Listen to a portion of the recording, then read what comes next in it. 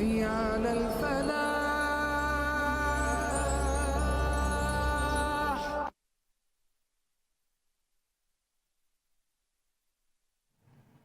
السلام علیکم ورحمۃ اللہ وبرکاتہ. ناظرین، آپ دیکھ رہے ہیں پروگرام حی علی الفلاح اور میں ہوں آپ کا میزبان سید زین الرضا.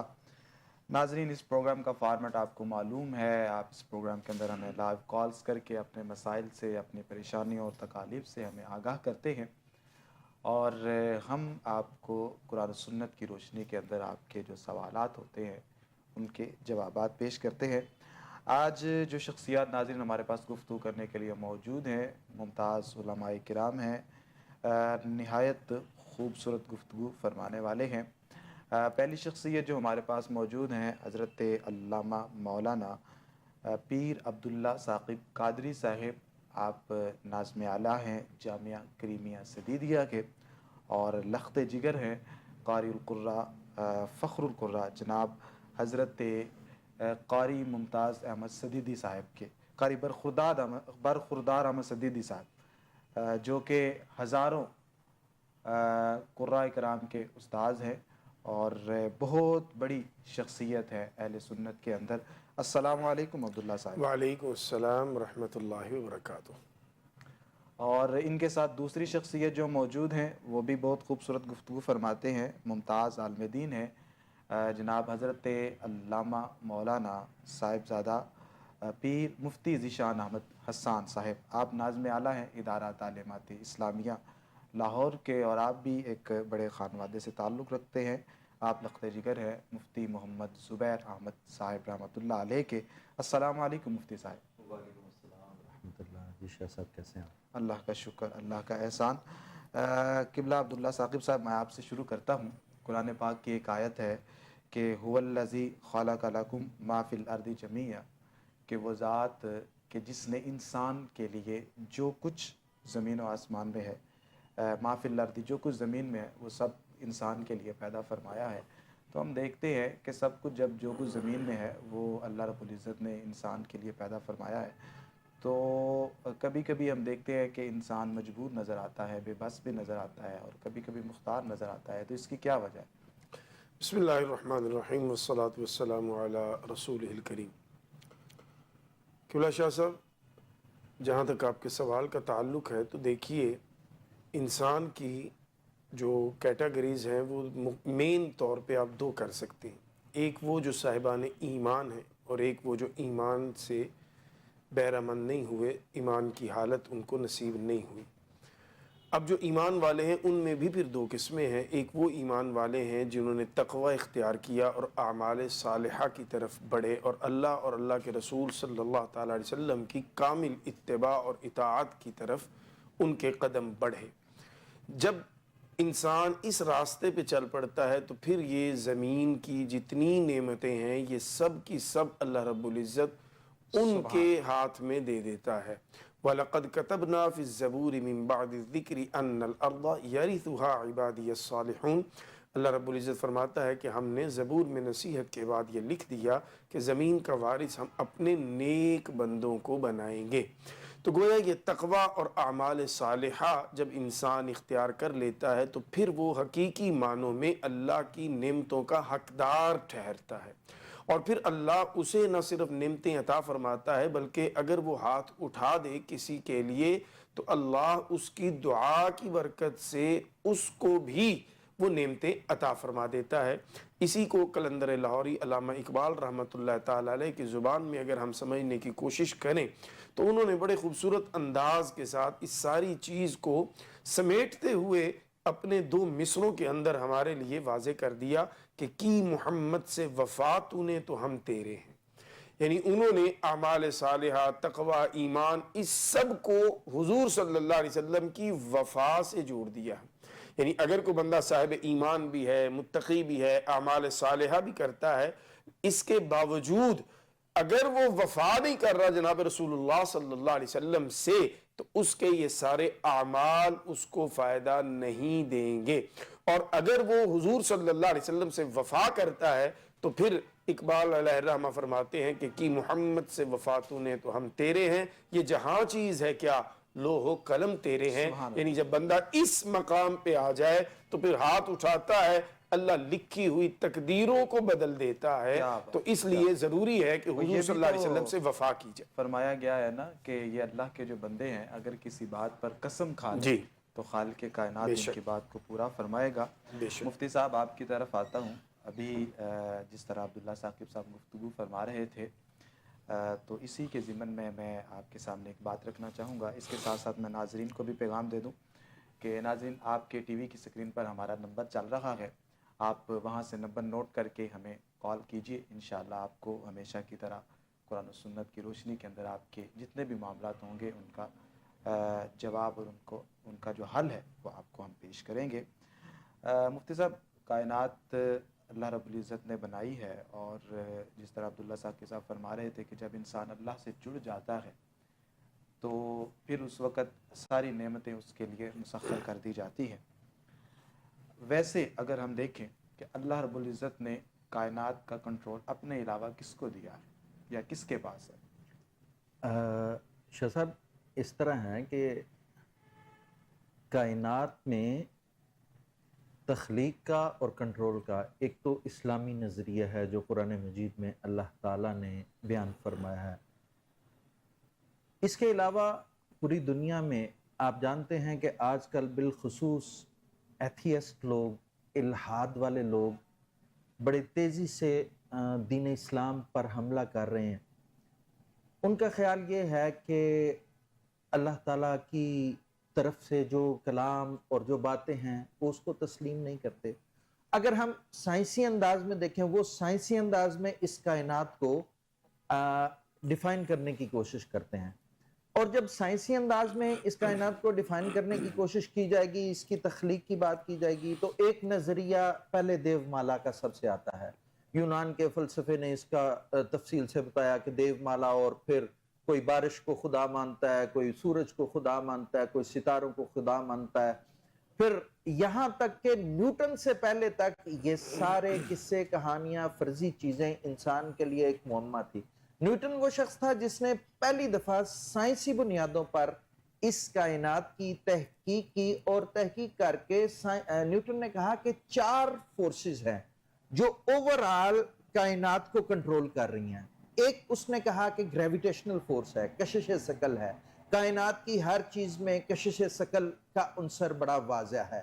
دوسرا اس نے کہا کہ الیکٹرو میگنیٹک فورس ہے, برقی مقناطیسی قوت ہے جس کی وجہ سے اس کائنات کا سارا نظام چل رہا ہے.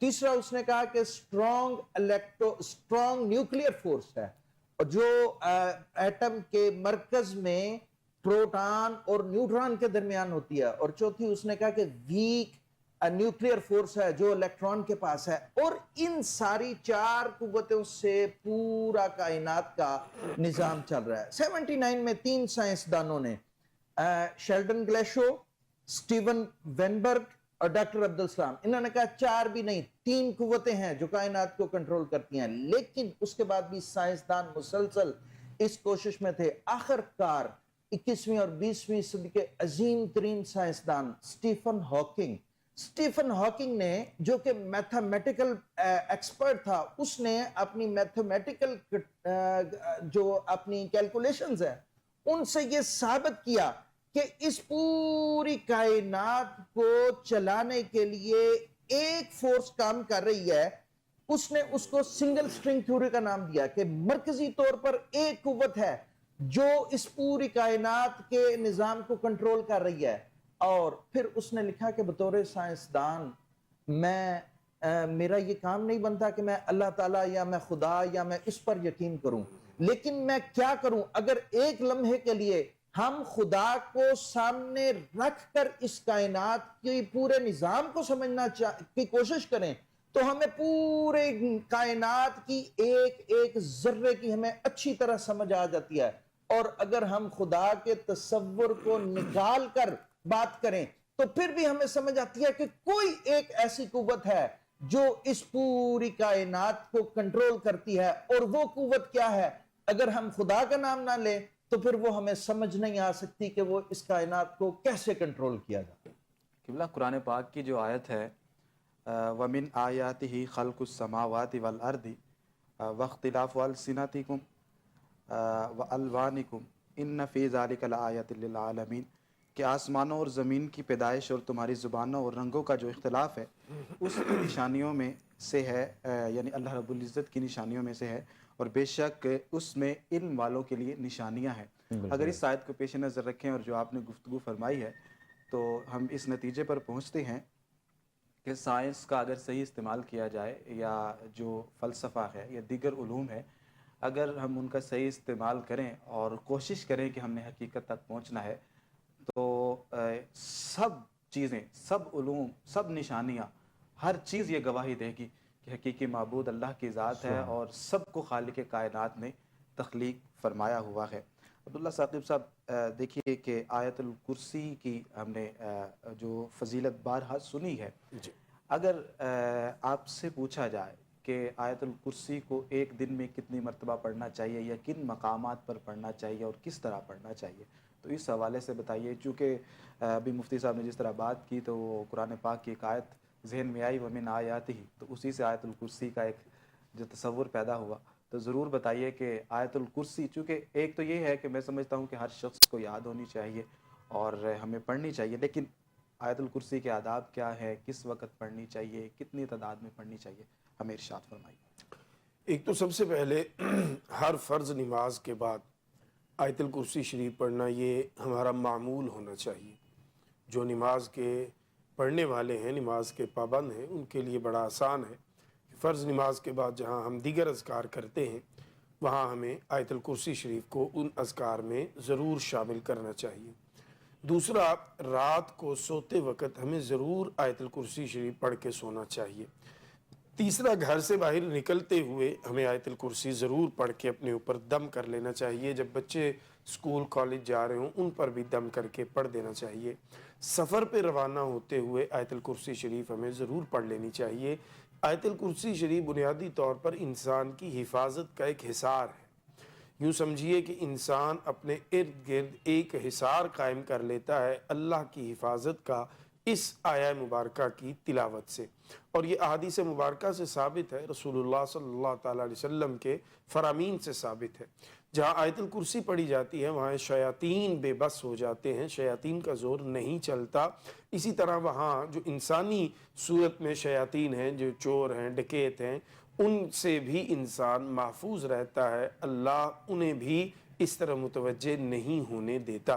तो आयतुल कुर्सी जो है, ये हमें नमाज के बाद, घर से निकलते हुए, सफ़र पे जाते हुए और बच्चों को घर से भेजते हुए पढ़कर ज़रूर दम करनी चाहिए। मैं तो समझता हूँ हर नेक काम करने से पहले पढ़ लेनी चाहिए, ताकि अल्लाह ताला बरकत अता फरमाए। नाज़रीन, यहाँ पर हम जा रहे हैं एक छोटे से ब्रेक की तरफ, मिलते हैं ब्रेक के बाद।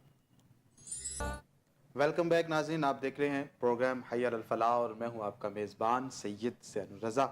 नाज़रीन, हमेशा की तरह आज हम आपके सवालात भी प्रोग्राम का हिस्सा बना रहे हैं और कुरान और सुन्नत की रोशनी के अंदर हम कोशिश कर रहे हैं कि जो सही पैगाम अल्लाह और उसके रसूल ने हमें अता किया है वो आप तक पहुँचाएँ और अपनी और आपकी इस्लाह की कोशिश करें। मुफ्ती साहब, एक सवाल अभी हमें पहुँचा है, चूँकि आपका ताल्लुक़ इफ्ताह से भी है, कि अगर दौरान तवाफ़ वज़ू टूट जाए तो उस सिलसिले में जो हाजी है या जो मोतमिर है वो क्या तरीक़ाकार इख्तियार करेगा, कि वो वज़ू फ़ौरन करके आएगा या चक्कर पूरे करेगा? जी शाह साहब, ये देखना होगा कि उसका जब वज़ू टूटा है तो उस वक्त तवाफ़ में कितने उसके चक्कर हो चुके हैं। अगर फ़र्ज़ करें 2 चक्कर हो चुके हुए हैं तो वो वहीं से सीधा वज़ू खाने में जाएगा और आकर दोबारा से अपना चक्कर शुरू करेगा। 2 चक्कर हो चुके हैं, अब तीसरा चक्कर वो शुरू करके तो 7 चक्कर मुकम्मल करेगा। अगर 2.5 चक्कर हो चुके हुए हैं तो फिर वो आके दोबारा से आएगा और उसका चक्कर दोबारा फिर वो वहाँ से शुरू होगा जहाँ से चक्कर शुरू होता है, यानी हजर अस्वद से, और फिर वो 2.5 नहीं होंगे, वो 2 ही होंगे और हजर अस्वद से शुरू होकर इस तरह वो अपने 7 चक्कर पूरे करेगा। माशाअल्लाह।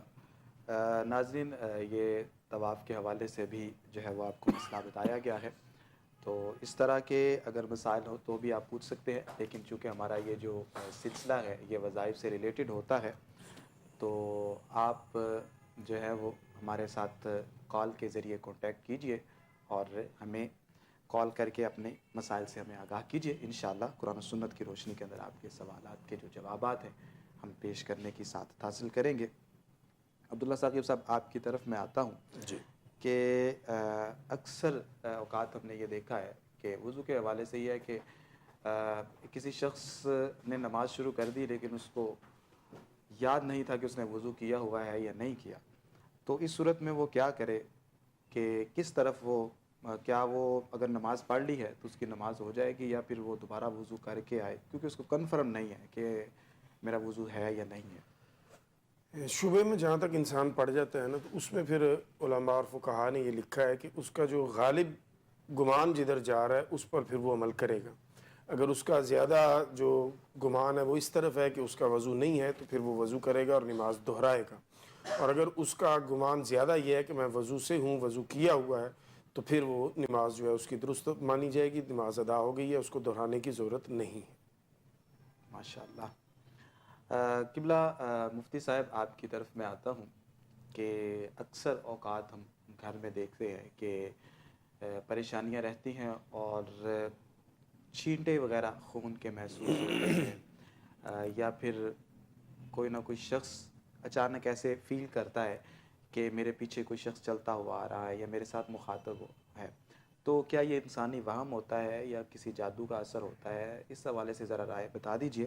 اور اگر کوئی ایسی کیفیت کوئی محسوس کرتا ہے تو اس وقت وہ کیا پڑھے, کیا وظیفہ پڑھے؟ شاہ صاحب یہ دونوں چیزیں ہو سکتی ہیں, وہم بھی ہو سکتا ہے اور چھینٹے وغیرہ جو ہیں وہ جادو کے اثر کی وجہ سے بھی اکثر دیکھنے میں آیا ہے, تجربے میں آیا ہے کہ خون کے چھینٹے جو ہیں اکثر کپڑوں پر ملتے ہیں جس شخص پر جادو ہوا ہو. تو اس کے لیے سب سے بہترین جو طریقہ ہے وہ یہی ہے کہ سب سے بہترین عمل وہی ہے کہ جو حضور علیہ الصلاۃ والسلام نے بتایا ہے. میں اکثر کہتا ہوں کہ حضور علیہ الصلاۃ والسلام سے بڑا کوئی پیر نہیں ہے, کوئی عامل نہیں ہے, کوئی بابا نہیں ہے, اور حضور علیہ الصلاۃ والسلام نے جو عمل بتایا اس سے بڑا کوئی عمل بھی نہیں ہے, اس سے بڑا کوئی تعویذ بھی نہیں ہے. تو حضور علیہ الصلاۃ والسلام نے قرآن مجید کی 33 آیات جو آیات الخوف والحرص یا جادو کے لیے, نظر کے لیے بتائی ہوئی ہیں, جن کو آپ انٹرنیٹ پہ یا عام جگہ پہ منزل کے نام سے آپ حاصل کر سکتے ہیں. پلے اسٹور پہ بھی لکھیں منزل لکھیں تو وہ فوراً آپ ڈاؤن لوڈ کر لیتے ہیں. میں سمجھتا ہوں کہ آج کے دور میں ہر مسلمان کو وہ آیتیں, تھوڑا سا ٹائم لگتا ہے, 8-10 منٹ کی تلاوت ہوتی ہے, وہ روزانہ ضرور پڑھنی چاہیے. بالخصوص جس شخص کو جادو کا یا نظر بد کا یا حسد کا اس طرح کا کوئی مسئلہ ہو تو اس کو تو اپنی غذا روٹی چھوٹتی ہے چھوڑ جائے, لیکن اس کو یہ آیات جو ہیں وہ یہ ضرور پڑھنی چاہیے. ایمان کی بات ہوتی ہے, یقین کی بات ہوتی ہے. کہتے ہیں پیر کا عمل نہیں یقین کا عمل ہوتا ہے. جس سے اس کا یقین کا عمل ہو, میں سمجھتا ہوں کہ جادو کا اور اس کا بد نظری کا سب سے بہترین علاج یہی آیات ہے. ماشاءاللہ, بڑی خوبصورت آپ نے آیتیں بتائی ہیں. عبداللہ ثاقب صاحب, ایک ہمیں سوشل میڈیا ہے, یہ بھی ایک بہت بڑا عنصر ہے ہماری زندگی کے اندر. تو اکثر اوقات ہم دیکھتے ہیں کہ کچھ آیات لکھی ہوئی نظر آتی ہیں یا کچھ احادیث لکھی ہوئی نظر آتی ہیں, تو اور ان پر بھی وظائف لکھے ہوئے ہوتے ہیں کہ اتنی مرتبہ یہ آیت پڑھ لیں یا اتنی مرتبہ یہ. تو کیا اگر ہم تک ایسے وظائف پہنچتے ہیں یا ایسی ہمارے پاس آیتیں پہنچتی ہیں یا دعائیں پہنچتی ہیں تو کیا ان کو پڑھ لینا چاہیے یا کہ پہلے پراپر تصدیق کرنی چاہیے پھر پڑھنا چاہیے؟ بہتر صورت تو یہی ہوتی ہے کہ کسی عالم سے تصدیق کر لی جائے, ان سے رائے لے لی جائے اور پھر اس کو کیا جائے. لیکن اگر کوئی رائے نہیں لیتا اور قرآن کی کوئی آیت ہے تو اس کے پڑھنے میں حرج کوئی نہیں ہے, کیونکہ اللہ کا کلام ہے تو اسے پڑھ لینا چاہیے, کوئی حرج نہیں. لیکن رائے لینے کا فائدہ یہ ہوتا ہے چونکہ ہم عربی نہیں جانتے تو ہمیں نہیں پتہ کہ یہ آیت جو ہے اس کا ترجمہ کیا ہے, اس کا پس منظر کیا ہے, یہ کن حالات میں اتری ہے, اس کا میں حکم کیا ہے. تو بہتر یہ ہوتا ہے کہ کسی عالم سے جب انسان اس کو ریکنفرم کر لیتا ہے تو پھر اس کے لیے ایک تو ایمان جو ہے اس کا مضبوط ہو جاتا ہے اور اس کا یقین پختہ ہوتا ہے, تو پھر اس کے فائدے زیادہ حاصل ہوتے ہیں. بے شک. ناظرین, یہاں پر ہمارے ساتھ ایک کالر موجود ہیں, بڑھتے ہیں ان کی طرف. السلام علیکم. جی وعلیکم السلام. السلام علیکم. جی وعلیکم السلام. بھائی آواز آ مجھے رہی گھر کے ہے؟ بارے میں, جی آ رہی ہے, مجھے اپنے آپ گھر کی کے بارے آواز میں بات بہت کرنی ہے. کم ہے. جی السلام علیکم. वालेकुम अस्सलाम जी, कौन और कहाँ से? جی میں مریم بات کر رہی ہوں لاہور سے. जी मरियम साहिबा, मसला बताइएगा. جی گھر کے حالات ٹھیک ہو رہے اور ہم رینٹ پہ رہتے ہیں تو مسئلے نہیں ختم ہو رہے ہیں گھر کے. आप शादीशुदा हैं? جی میں شادی شدہ ہوں اور میرے 2 بچے ہیں. لڑائی بھی بہت ہے گھر پہ. اچھا, آپ کے جو شوہر ہیں وہ کیا کام کرتے ہیں؟ ہمارا چکن کا کاروبار ہے, کئی کام کرتے ہیں دکان پہ. اور جو آپ کی فیملی ہے وہ الگ رہتی ہے یا جوائنٹ فیملی میں آپ رہتی ہیں؟ نہیں, میں سیکنڈ وائف ہوں اپنے ہسبینڈ کی. ان کی پیچھے وائف ملتان میں ہے. ان ٹھیک ہے. کا گھر بار بھی اپنا ہے, ان کے پاس سب کچھ ہے. میں رینٹ پہ رہتی ہوں. تو آپ کے جو شوہر تو ہیں وہ یہاں پر رہتے ہیں لاہور میں یا ملتان میں؟ نہیں ادھر رہتے ہیں اور میں کام کرتے ہیں. لڑائی بہت کرتے ہیں مجھ سے. آپ سے لڑائی کرتے ہیں. ٹھیک ہے, آپ سے غلام ایج میں عباس ان کتنے کا بڑے ہیں نام وہ؟ ہے. میرے تقریباً 15 سال. ٹھیک ہے, آپ کی ایج کتنی ہے؟ میری 30 ہو گئی ہے, ان کی 45-46 ہو گئی. چلیں ان کا نام بتائیے. غلام عباس. اور ان کی والدہ کا نام؟ حفیظہ. اور اپنی والدہ کا نام؟ اچھا. آپ بھی کوئی جاب کرتی ہیں؟ نہیں, وہ تو گھر سے باہر نہیں نکلنے دیتے. میرے 2 بچے ہیں, بیٹی بیٹا ہے. ٹھیک ہے, چلیں آپ میں ہمارے روزانہ صورت واقعہ بھی پڑھ کے سوتی ہوں. میں درود ابراہیم کا بھی ورد کرتی ہوں. میں بہت کچھ پڑھتی ہوں. میرے پاس پیسے بھی نہیں ہوتے, بہت پریشانی ہوتی ہے. اور چھوٹی سی بچی ہے, اس کو اسکول ڈالنا ہے. بس گھر کے حالات ہی نہیں صحیح ہوتے ہیں. چلیں ٹھیک ہے. وہ ان کے پاس پیسے نہیں ہوتے یا آپ کو وہ نہیں دیتے؟ ان کے پاس ظاہر سی بات ہے, انہوں نے پیچھے بھی بھیجنے ہوتے ہیں. میں ان سے نہیں لڑائی کرتی, نہ میں ان کے آگے بولتی ہوں. ٹھیک ہے. محنت بڑی کرتے, گھر کی پوری نہیں پڑتی. چلیں اللہ تعالیٰ کرم فرمائے گا. ابھی مفتی صاحب آپ کو وظیفہ بتائیں گے, آپ نے اس کو بغور سننا ہے اور پھر اس کو پڑھنا ہے انشاءاللہ. اللہ رب العزت کرم فرمائے گا. مفتی صاحب, ہماری بہن نے کال کی تھی اور وہ یہ کہہ رہی تھی کہ میں سیکنڈ وائف ہوں اور میرے جو شوہر ہیں ان کی 2 بیویاں ہیں. میں لاہور میں رہتی ہوں, دوسری بیوی جو ہے وہ ملتان میں رہتی ہیں. خرچے پورے نہیں ہوتے, گھر کے اندر پریشانی رہتی ہے اور کبھی کبھار ان کو ڈانٹتے بھی رہتے ہیں. تو کیا ایسا وظیفہ پڑھیں یا کیا ایسا عمل اختیار کریں دو کہ جس چیزیں کی ہیں. برکت سے جی ان کا گھر اچھا ہو جائے؟ جی 2 چیزیں ہیں. ایک اپنے شوہر کے ساتھ جو لڑائی وغیرہ کا جو معاملات بتاتے ہیں, ان کے لیے قرآن مجید کی ایک آیت کا حصہ ہے, ان ربی رحیم ودود. ان ربی رحیم ودود, یہ روزانہ 786 مرتبہ پڑھے اور انشاءاللہ تعالیٰ اس کی برکت سے اللہ تعالیٰ ان کے اور ان کے شوہر کے درمیان انڈرسٹینڈنگ وہ اچھی کر دے گا. اور دوسرا یہ ہے کہ ہر نماز کے بعد 111 مرتبہ یا حل المشکلات, یا حل المشکلات, اس کا مطلب یہ ہوتا ہے کہ اے مشکلات کو حل کرنے والے. تو اللہ تعالیٰ کی یہ ایک صفت ہے, اللہ تعالیٰ کو پکارا جاتا ہے. 111 مرتبہ ہر نماز کے بعد یہ پڑھا کریں اور اس کو پڑھ کر اللہ تعالیٰ سے دعا کریں, انشاءاللہ اللہ تعالیٰ ضرور مہربانی فرمائے گا.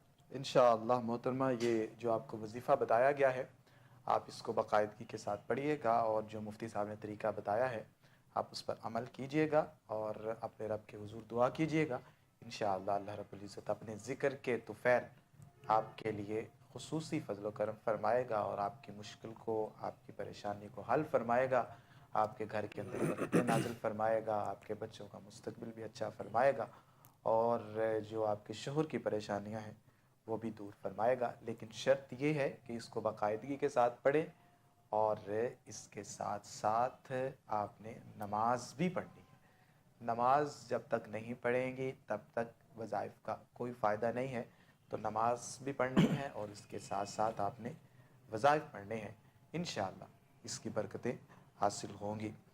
عبداللہ ثاقب صاحب, آپ کی طرف میں آنا چاہوں گا کہ آپ چونکہ سوشل جو معاملات ہیں اس حوالے سے گہری نظر رکھتے ہیں, ہمیں یہ بتائیے کہ میاں بیوی کے معاملات کے اندر جب یہ کیفیت بن جائے جس طرح کی ابھی ہماری بہن بتا رہی تھی, تو پریشانیوں کا تو سامنا ہوتا ہے. ایک تو یہ ہے کہ 2 گھر چلانا بڑا مشکل ہے آج کے مہنگائی کے دور کے اندر. تو اگر انسان کے پاس وسعت نہیں ہے تو کیا وہ دوسری شادی کرے؟ اور اس کے ساتھ یہ بھی بتائیے گا کہ اگر وہ کر لیتا ہے تو پھر جو خواتین ہیں ان کو کیا کردار ادا کرنا چاہیے؟ کہ شاہ صاحب یہ قرآن مجید نے جہاں حکم دیا ہے، اجازت دی ہے انسان کو دوسری شادی کی، تیسری کی، وہاں پہ یہ قید بھی لگائی ہے کہ اگر تم عدل کر سکو، اور عدل کا سب سے زیادہ جو تعلق ہے وہ معیشت کے ساتھ ہی ہے. یعنی آپ جو کھانا پینا اور جو لباس اور جو رہن سہن اپنی پہلی بیوی کو دے رہے ہیں وہی آپ دوسری بیوی کو دیں گے، یا جو دوسری کو دے رہے ہیں وہی پہلی کو دیں گے. ایسا نہ ہو کہ آپ ایک بیوی کو تو اچھا رکھیں اور دوسری بیوی جو ہے وہ کھانے کو ترسے، وہ اپنی ضروریات زندگی کو ترسے، اور آپ بس یہ احسان جتلائیں کہ شکر کرو میں نے تم سے شادی کر لی. تو یہ ایک ظلم ہے جس کا آپ کو جواب دینا پڑے گا اللہ کے حضور، کیونکہ نکاح کے بعد عورت کی ذمہ داری جو ہے نان نفقہ کی وہ شوہر کی ہے، اور اگر شوہر اپنی اس ذمہ داری کو جان بوجھ کر پورا نہیں کرتا اور ایک طرف اپنا جھکاؤ رکھتا ہے، بیلنس نہیں رکھتا زندگی کو، تو وہ اپنی اس بیوی کا قیامت کے دن مجرم ہوگا جس کے وہ حقوق پورے نہیں کر رہا. اس لیے ہمیں سب سے پہلے اپنی معیشت کو دیکھنا ہے. اگر ہماری معاش اجازت دے رہی ہو، یا معاش اگر نہیں بھی اجازت دے رہا، آپ نے نکاح کر لیا، کیونکہ احادیث مبارکہ میں یہ بھی ملتا ہے کہ رسول اللہ صلی اللہ علیہ وسلم نے نکاح کا حکم دیا جس کی معاشی حالت اچھی نہیں تھی، اور پھر عورت کے نصیب سے اس کا نصیب بدلا. یہ بھی ایک حقیقت ہے، لیکن کم از کم بیلنس ضرور رکھنے کی کوشش کرے. جتنے بھی وسائل ہیں ان کو برابر تقسیم کرے، یہ نہ ہو ایک طرف زیادہ اور ایک طرف کم. جی ہمارے ساتھ ایک کالر موجود ہیں، بڑھتے ہیں ان کی طرف. السلام علیکم. وعلیکم السلام. جی کون اور کہاں سے؟ میں شورپور بول رہا ہوں، حاجی محمد امین بول رہا ہوں. جی حاجی صاحب کیا فرمانا میرا چاہتے ہیں؟ یہ مسئلہ ہے نا، بھائی کو میں نے دکان دی تھی، ٹھیک ہے. تو وہ دکان پہ قابو ہو گیا، یعنی قبضہ کر گیا، کچھ بھی نہیں مجھے دے رہا. کوئی وظیفہ بتا دیں جو میرے پیسے ہیں. دکان جو تھی وہ آپ نے بنائی تھی؟ بنائی ایسے تھے کہ والد صاحب کے نام سے دکان، ٹھیک ہے. والد صاحب کا فوت ہو گیا، تو دکان اور سامان تھا اس وقت، آج تو 30-35 سال پہلے 25,000 روپے کا تقریباً. ٹھیک ہے. اسی سے وہ کروڑوں پوتن بن گیا، مجھے 1 روپیہ نہیں دیتا. تو یہ آپ نے مطالبہ کب شروع کیا؟ ابھی شروع کیا والد صاحب کی وفات کے بعد یا پہلے؟ ہاں جی، بعد میں کیا ہے. وہ کہتے ہیں لاکھ کان لے لے، باقی نہیں دیتے ہم. تو میں نے کیا لاکھ کا میں نے کیا کرنا. نہیں، آپ جب والد صاحب کی وفات سے پہلے ہاں آپ جی، دونوں مل کے کام کرتے تھے دونوں بھائی؟ ہاں جی، کیوں میرا سامان تھا نا جی، میرا پیسہ تھا. میں نے کہا چلو بھائی ہے. ٹھیک ہے. نہیں دونوں بھائی مل کے پہلے دکان چلاتے تھے آپ؟ نہیں، پہلے میں کلا چلاتا تھا. ہمارا ایک بچہ تھا، اس پہ ہم چلے گئے، وہ نہیں چل رہا تھا. چلے ایسا کریں، آپ اپنی والدہ کا نام بتائیے زیب الہی. اور بھائی کا نام بتائیں. بھائی نور سمان. چلے آپ ابھی پروگرام دیکھتے رہیے، مفتی صاحب آپ کو وظیفہ بتائیں گے تو آپ نے وہ باقاعدگی کے ساتھ پڑھنا ہے. ٹھیک ہے جی؟ انشاءاللہ. جی مفتی صاحب کیا فرمائیں گے؟ عشاء کی نماز کے دوران وطروں سے پہلے 4 فرض 2 سنتوں کے 2 نفل کے بعد وطروں سے پہلے 121 مرتبہ یہ دعا آپ نے پڑھنی ہے، اللہم اکفنا شرہم بما شئت. اس دعا کو یاد کر رہے، اللہم اکفنا شرہم بما شئت. اپنے بھائی کا تصور رکھ کے جو آپ کی دکان نہیں دے رہا، تو 121 مرتبہ وطروں سے پہلے یہ دعا پڑھ کے اس کے بعد دعا کرنی ہے کہ اللہ کریم اس کلام کی برکت سے، اس دعا کی برکت سے میرا معاملہ آسان فرما دے، میرے بھائی سے جو میرے معاملات ہیں ان کو حل فرما دے. انشاءاللہ اللہ تعالیٰ ضرور مہربانی کرے گا. کچھ ہی ٹائم میں آپ دیکھیں گے کہ انشاءاللہ یہ مسئلہ حل ہو جائے گا انشاءاللہ. ماشاءاللہ. عبداللہ ثاقب صاحب آپ اس صورتحال میں مشورہ کیا دینا چاہیں گے؟ دیکھیے یہ جو معاملات ہوتے ہیں بڑے پیچیدہ ہوتے ہیں شاہ صاحب. اب بھائی صاحب کا جو بیان ہے وہ کہہ رہے ہیں کہ 25,000 کا مال تھا تو اب وہ کروڑوں پتی بن گیا. تو ظاہر ہے 25,000 سے تو کروڑوں پتی نہیں بنا ہوگا. بالکل. اس نے کچھ محنت کی ہوگی، کچھ اس نے بھی اپنا خون جلایا ہوگا. اور یہ فرما رہے ہیں کہ ہم بھٹے پہ چلے گئے تو وہ بھٹا کدھر گیا، اس کا کنٹرول اس وقت کس کے پاس ہے. عبداللہ ثاقب صاحب ایک کال بھی ہے، کال لے لیتے ہیں، اس کا بھی ساتھ جواب دے دیجئے گا. السلام علیکم. کال جو ہے وہ ڈراپ ہو چکی ہے، اپنی بات کو مکمل فرما لیجیے. وہ بھٹا جو ہے وہ کدھر گیا، وہ برابر تقسیم ہوا ہے یا اس میں سے انہوں نے بھائی کو حصہ دیا ہے. تو یہ بہت سے مسائل ہیں جن کو دیکھنا پڑے گا. اس کی ایک تصویر، ایک رخ انہوں نے ہمیں دکھایا ہے، لیکن اس رخ میں سے بھی کچھ چیزیں ایسی ہیں جو تفصیل طلب ہیں. جب تک وہ سامنے نہ آ جائیں تو ان کو ہم کوئی مشورہ اور رائے دینے کے قابل نہیں ہیں. تو باقی اگر یہ حق پہ ہیں تو پھر جو قبلہ مفتی صاحب نے دعا ان کو فرمائی ہے وہ پڑھیں، اور اگر حق پہ نہیں ہیں تو پھر یاد رکھیے گا کہ وہ پلٹ کے آپ کی طرف آئے گی۔ انشاءاللہ العزیز میں امید کرتا ہوں کہ جس طرح آپ نے ابھی تعلیمات ارشاد فرمائی ہیں تو ہمارے جو ناظرین ہیں ان پر فوکس کریں گے، اور بالخصوص جو کالر بھائی تھے وہ کوشش کریں گے کہ اس بات پر عمل کرتے ہوئے جس کا حق بنتا ہے وہ حق دے، اور اگر ان کا حق بنتا ہے تو یہ اپنا حق لینے کی کوشش کرے۔ مفتی صاحب آپ کی خدمت میں سوال ہے کہ اس سے قبل کہ میں سوال لوں، کالر بھی ہمارے ساتھ موجود ہے تو دونوں چیزیں ساتھ ہی ہم انشاءاللہ ڈسکس کریں گے۔ السلام علیکم۔ وعلیکم السلام۔ جی کون اور کہاں سے؟ ظاہر شاہ نام سے۔ نام دوبارہ بتائیے گا۔ ظاہر شاہ۔ زاہد شاہ، جی زاہد شاہ صاحب۔ یہ میرے عمر 70 سال ہے۔ آپ کی آواز کٹ رہی ہے، دوبارہ عمر میری 70 سال ہے، کافی عرصے سے بیمار پڑا ہوں۔ اچھا بیمار ہیں آپ، کس بیماری میں مبتلا ہے؟ ہاں جی، کس بیماری میں مبتلا ہے، کیا بیماری ہے آپ؟ شوگر ہے، دل وال بند ہے۔ ٹھیک ہے، ڈاکٹرز وغیرہ کو چیک کروا رہے ہیں آپ؟ ہاں کروا لیا، یہ لاہور سے چیک کروا رہا ہوں۔ چلے آپ ایسا کیجئے، اپنی والدہ کا نام بتائیے۔ سلطان کیشور۔ ٹھیک ہے، اور پرہیز بھی کرتے ہیں ساتھ؟ پرہیز بہت بڑا چیز بند، میرے ڈانچے بنے ہوں ایسا پرہیز۔ چلے ٹھیک ہے، انشاءاللہ اللہ کرم فرمائے گا۔ ابھی ہم آپ کو وظیفہ بتا رہے ہیں، آپ نے پڑھنا ہے۔ مفتی صاحب کیا فرمائیں گے ان کے لیے کہ 70 سال تقریباً ان کی ایج ہے اور بیماریوں میں مبتلا رہتے ہیں، دوائی بھی کھا رہے ہیں، پرہیز بھی کر رہے ہیں، تو اس صورت کے اندر کیا وظیفہ پڑھیں؟ ایک اللہ تعالیٰ کے صفاتی ناموں میں سے ایک نام ہے یا سلام، سلام نام ہے سلامتی والا اور سلامتی دینے والا۔ تو یا سلامو یا سلامو یا سلامو، اس طرح بڑا آسان سا لفظ ہے، اس طرح کر کے 1.25 مرتبہ پڑھنے سے اللہ تعالیٰ ایسی بیماریاں جو ان کا حل نہیں ہوتا، جو ختم نہیں ہوتی، اللہ تعالیٰ اپنے نام کی برکت سے ان سے بھی شفا عطا فرما دیتا ہے۔ تو یا سلاموں کا ورد کریں، 1.25 مرتبہ پورا کریں، انشاءاللہ اللہ تعالیٰ صحت و سلامتی والی زندگی عطا انشاءاللہ العزیز۔ ہمارے ساتھ ایک اور کالر موجود ہیں، چلتے ہیں ان کی طرف۔ السلام علیکم۔ وعلیکم السلام جی۔ جی کون اور کہاں سے؟ میرا نام محمد مظہر رضا، ہارون آباد جی بابا نگر سے بات کر رہا ہوں۔ جی جی مسئلہ بتائیے گا۔ جی محترم سر جی، میں نے واٹس ایپ کیے ہیں، آپ انہیں مہربانی فرما کر چیک کر لینا، میرا مسئلہ واٹس ایپ میں نے بیان کر دیا۔ چلیں ٹھیک ہے، انشاءاللہ العزیز آپ کو بتا دیا جائے گا۔ اگر آپ یہاں پر بتانا چاہیں تو ابھی بتا دیں تاکہ ہم آپ کا جواب لے کر دیں۔ جی محترم، میں امام اسجد ہوں، میں نے پہلے بھی ایک واٹس ایپ کی تھی، آپ شفقت فرما دیں، آپ دیکھ لینا جی۔ چلیں ٹھیک ہے انشاءاللہ آپ کو بتا دیں گے۔ بہت شکریہ۔ عبداللہ ثاقب صاحب، آج کے اس پرفتن دور کے اندر بچوں کی تربیت کے حوالے سے والدین کو کیا پیغام دینا چاہیں گے کہ معاشرہ جس طرف جا رہا ہے تو اس صورت میں بچوں کو کس طرح کنٹرول میں رکھا جائے اور دین کی طرف لایا جائے؟ رسول اللہ صلی اللہ تعالیٰ علیہ وسلم کی جو تعلیمات ہیں انہیں والدین جانیں، سمجھیں اور پھر اس کے مطابق بچوں کی تربیت کریں، یہ بہترین لائحہ عمل ہے۔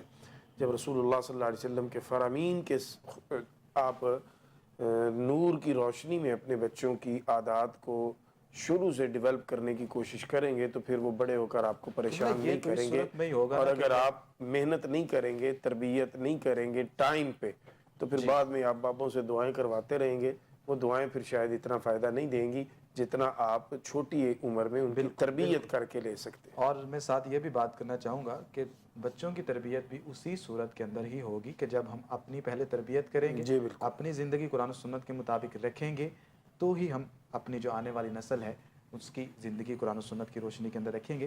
ناظرین، آج کے جو پروگرام کا جو پیغام ہے وہ یہی ہے کہ اپنے آپ کو اور جو آپ سے ملحقہ لوگ ہیں، جو آپ سے وابستہ لوگ ہیں، سب کو قرآن و حدیث کے مطابق چلانے کی کوشش کیجئے۔ اللہ رب العزت کرم فرمائے گا۔ قبلہ عبداللہ ثاقب صاحب، آپ تشریف لائے، آپ کا صمیم قلب سے میں شکریہ ادا کرتا ہوں۔ مفتی صاحب، آپ ہمارے پروگرام کی زینت بنے، آپ کا بھی میں تہہ دل سے شکر گزار ہوں۔ اللہ رب العزت دونوں شخصیات کے علم اور عمل میں برکتیں عطا فرمائے۔ ناظرین، یہاں پر پروگرام کا جو وقت ہے وہ اختتام پذیر ہوا چاہتا ہے۔ ابھی انشاءاللہ العزیز ہم دعا کریں گے، آپ بھی ہمارے ساتھ دعا کے اندر شامل ہو جائیے گا اور اپنی جو دعائیں ہیں، التجائیں ہیں وہ دل میں رکھیے گا۔ اللہ سے عرض کریں گے انشاءاللہ اس دعا کی برکت سے ہماری پریشانیاں دور ہوں گی اور آرزوئیں تمنائیں پوری ہوں گی۔ یہیں پر اپنے میزبان سید زین الرضا کو اجازت دیجیے۔ اللہ حافظ، دعا فرما دیجیے۔ اللہم صلی علی سیدنا محمد وعلی آلہ واصحاب سیدنا و مولانا محمد وبارک وسلم علیہ۔ ربنا آتنا فی الدنیا حسنہ وفی الآخرۃ حسنہ وقنا عذاب النار۔ اے میرے اللہ، جتنے احباب نے کالز کی اور اپنی پریشانی اور مسائل ڈسکس کیے اور دیگر ذرائع کے ساتھ سوالات پوچھے گئے، اے میرے اللہ سب کے لیے آسانی فرما، بیماروں کو شفا یاب فرما، جو پریشان ہیں پریشانیاں ختم فرما، جو مشکلوں میں ہیں مشکلیں آسان فرما۔ اے میرے اللہ جو رزق کی تنگی کا شکار ہیں رزق حلال کی فراخی عطا فرما، جو مقروض ہیں قرض سے نجات عطا فرما۔ اے میرے اللہ ہم سب کو اپنی اور نبی پاک صلی اللہ تعالیٰ علیہ وسلم کی رضا نصیب فرما۔ الہ العالمین تمام امت مسلمہ پہ رحم، اپنا فضل، اپنا کرم فرما۔ ہمارے اس پروگرام کی تمام ٹیم کو، چینل مالکان کو دارین کی سعادتیں نعمتیں عطا فرما، جو تیری مخلوق کی بھلائی کے لیے اس نیک مشن کو لے کے چلے ہیں۔ ربنا تقبل منا انك انت السميع العليم وصلى الله تعالى على خير خلقه محمد وآله وصحبه اجمعين برحمتك يا